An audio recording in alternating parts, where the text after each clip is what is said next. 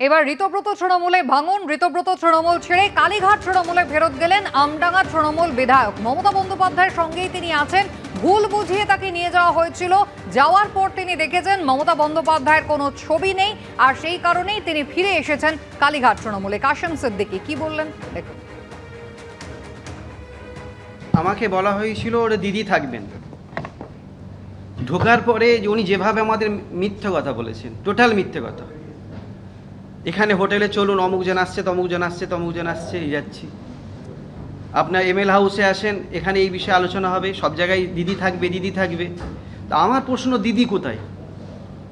দিদি যখন আছে, দিদি কই? বাংলার মানুষ আমাকে ভালোবাসে, শুধু আমডাঙ্গা নয়, আমরা 97 জেলার পীর সাহেব। আমাকে প্রত্যেকটা জেলার মানুষ আমাকে মানে, ভালোবাসে। ঢুকে উনি যেভাবে বললেন, গেলাম, যে দিদি থাকবে যখন, আমরা সবাই, দিদি যখন আছে আমরা আছি। তারপরে দেখলাম দিদি নাই, কোনো জায়গায় দিদির কোনো গল্প নাই। আমরা তো ওনাকে চিনি না, আমরা তো দিদিকে চিনি। দিদির পোস্টার বুকে নিয়ে আমডাঙ্গায় ঘুরেছি, দিদিকে দেখে তো আমাকে ভোট দিয়েছেন।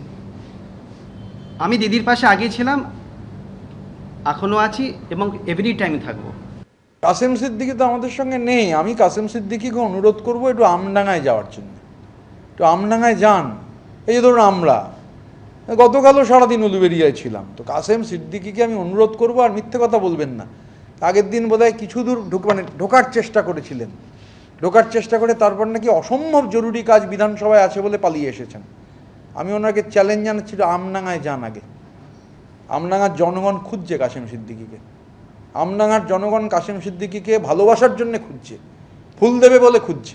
তো কাশেম সিদ্দিকী আগে আমডাঙ্গা যান, তারপর। এখন এরম না হয় আমডাঙ্গার মানুষ ফুরফুরায় চলে গেলেন, মানে কাশেম সিদ্দিকের বাড়িতে।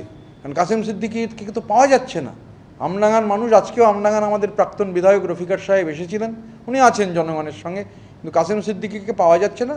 কাশেম সিদ্দিকীকে আমডাঙ্গায় যান, আমডাঙ্গার জনগণের সঙ্গে একটু কথা বলুন, ফুল নিন, তারপর ওর কথার উত্তর দেবো। অপোজিশন লিডার পোস্টটা নিয়ে ফ্লোর টেস্ট হোক এবং সিক্রেট ব্যালটে হোক, আপনাকে মাননীয় অধ্যক্ষ পরিষ্কার বলছি, এই কথায় কথায় এরা বলছিল না ফ্লোর টেস্ট হোক, ফ্লোর টেস্ট হোক, চলুন ফ্লোর টেস্ট হোক।